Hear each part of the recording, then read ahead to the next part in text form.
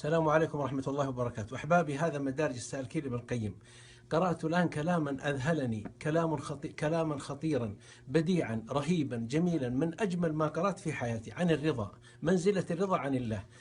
يرضى الله عنك إذا رضيت عنه، إذا رضيت بما وهبك، بما أعطاك. حتى يقول صلى الله عليه وسلم: ارض بما قسم الله لك تكن أغنى الناس. قسم لك صحة أو مرض، غنى أو فقر، قدمك أخرك، كنت معافى، مشلولا، مقعدا، تمشي، أخذ أبنائك، أعطاك، منحك، أن ترضى عنه. قال: فجزاؤك أن يرضى عنك، رضي الله عنهم ورضوا عنه. ثم ذكر رضا الأنبياء في حياتهم، كيف رضي يوسف وهو في الزنزانة، ورضي إبراهيم وهو يلقى في النار، ورضي أيوب وهو مقعد سنوات في المرض وهو راضي، ورضي ذنون وهو يلقى في بطن الحوت وبطن البحر وفي ظلمة الليل.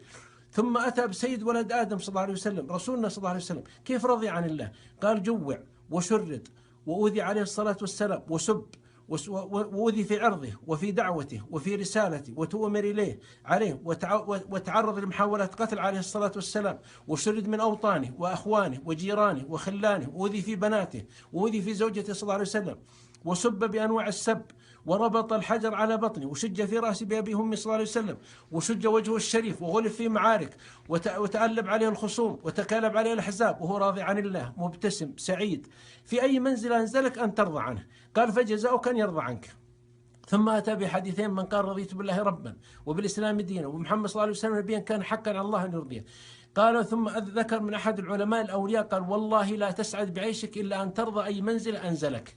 ذكره ما أدري هو القاسم بن سلام أو غيره، قال: أن ترضى. وذكر عن عالم من علماء أنه بقي 40 سنة، قال: لذتي وراحتي فيما قدر علي. وقال عمر بن الخطاب: أصبحت وأنا أرضى بقضاء الله أي منزل أنزلني. وقال ابن مسعود: والله ما أبالي بما فعل بي أو قدر علي. بالمرض، بالصحة، بالفقر، بالغنى، أن ترضى عنه. والله لقد لقيت أنا في حياتي شيخا كبيرا يمكن جاوز 80 في غرفة من طين، وهو معه زوجته العجوز، راضي عن الله. مات أبناء له، كان فقيرا معدما، مصلي موحد عابد، يتبسم ويحمد ربه وينظر في السماء، راضي عن الله. وأعرف أناسا عندهم قصور ودور وطائرات خاصة ويخوت، وعندهم المليارات، وهو غضبان وزعلان، وأيضا مكترب ويتناول حبوب وعقاقير، وهو لم يرضى أبدا، ساخط غضبان. الرضا قرر أن ترضى عن ربك سبحانه وتعالى. ارض بما قسم الله لك تكن أغنى الناس وأسعد الناس. ارض أين وضعك، هو حكم عليك، هو سبحانه، هو ربك خالقك، يعرف متى يقدم ومتى يؤخر، ويعرف ماذا يصلح لك، الوظيفة التي تصلح لك. المرض أمرضك من صالحك، منعك من الوظيفة من صالحك، منعك